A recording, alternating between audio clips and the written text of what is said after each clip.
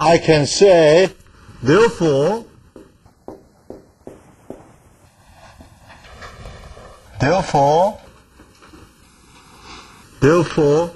the response at time t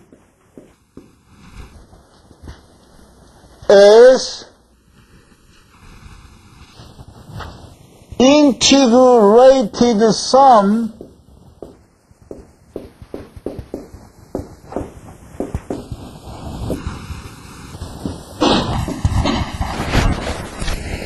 okay, there is some jump.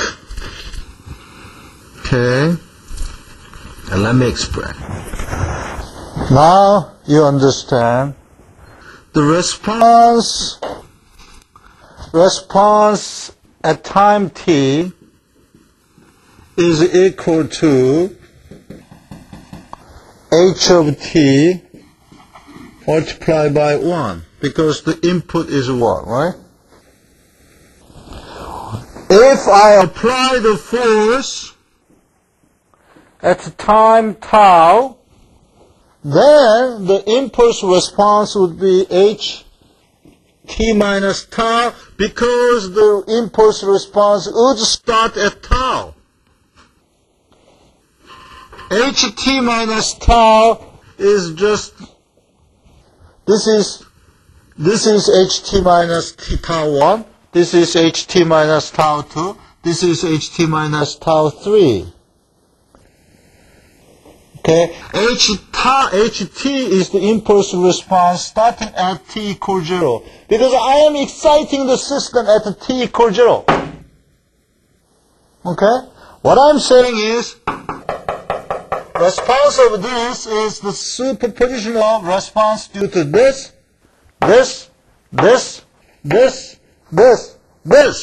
and meaning that summing this. Meaning, in integration form, if I apply the force at tau, then the response has to be ht minus tau. Right? Summing all this is this. Okay, there are another way to derive that equation, mathematically more rigorous way, but I think this is enough. Right? You got it? So this is highlight. This is the important.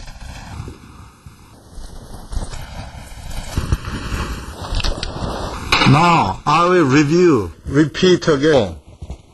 Because this is the central concept. You must understand. Okay, we want to know the response of this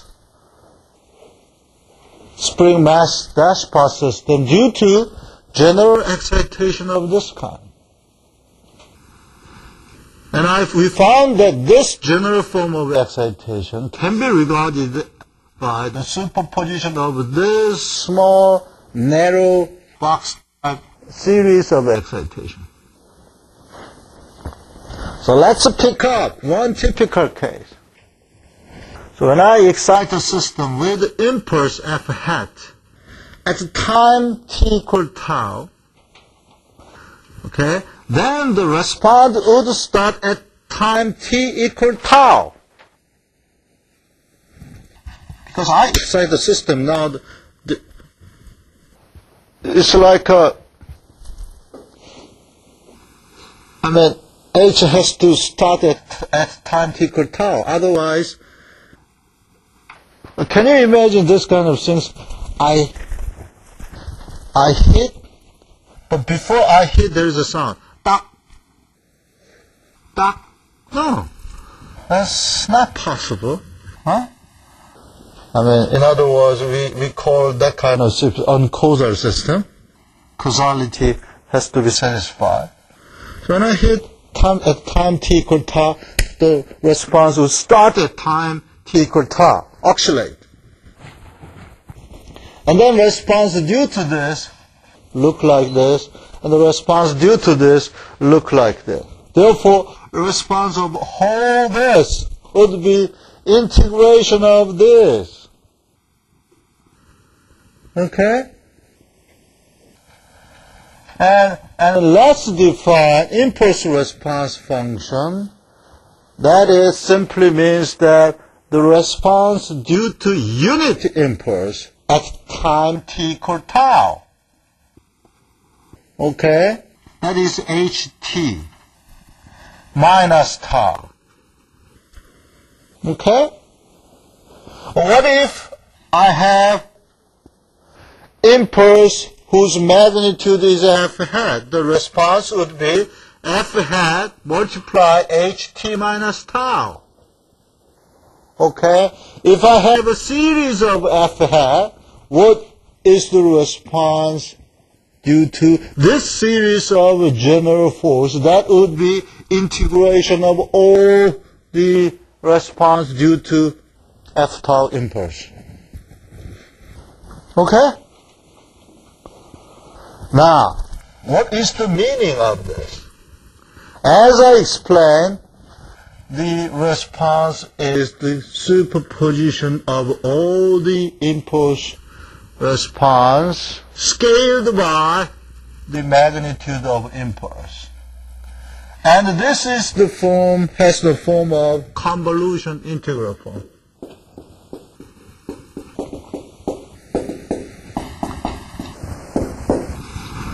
Okay.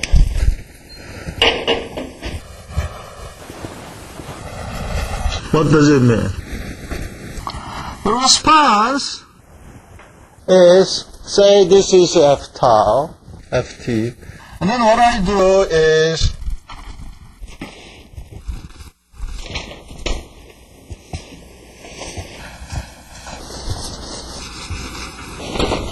the response is simply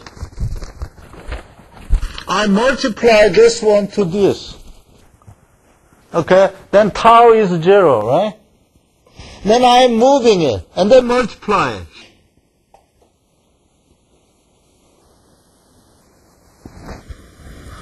You can see the response, right? You can visualize the response. Okay? So this is convolution integral. Actually obeys the principle of superposition.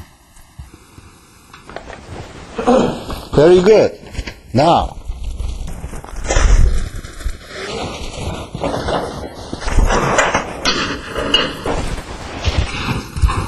what if I have excitation like this? Okay? Mathematically, I can say, okay, the response would be, if this is T0, and if this is F0, then the response is simply from T0 to T, F0 impulse response function. And we know this, therefore we can calculate. Okay? What if I have excitation like this? Then we can regard this. This is the superposition of this plus this. And using this and this, you can also calculate the response. Or you can directly calculate using this function too. Easy. You have a concept and you have a tool that implement the concept. That is convolution integral. Any general excitation you can get response. Straightforward. Okay? If some students were not very diligent to do the homework when you were freshmen,